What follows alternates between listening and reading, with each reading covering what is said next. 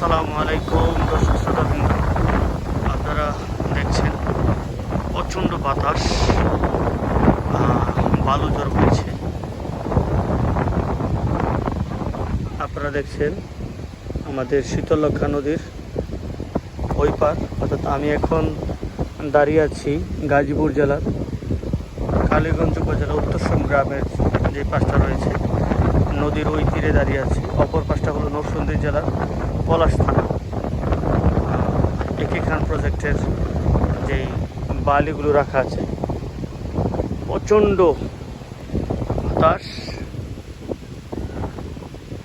বাতাসের কারণে বালি জোর বইছে। দেখুন কিছু পানির ফোঁটাও পড়ছে এখন।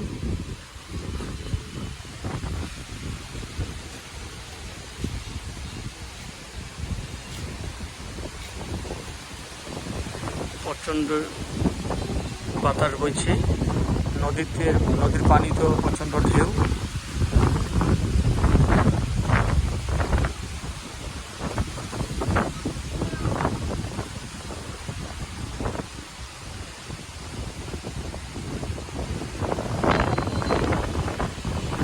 এত বাতাস মনে হয় যেন আমাকে উড়িয়ে নিবে, প্রচণ্ড বাতাস।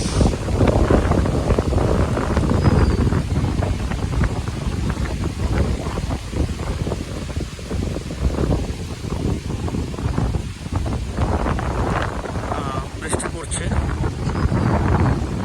এখনো মুষলধারে বৃষ্টি শুরু হয়নি, হালকা বৃষ্টি হচ্ছে।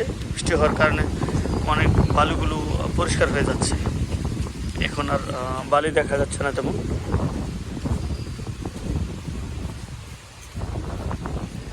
এটা হলো আমাদের ভাতার্থী গ্রাম।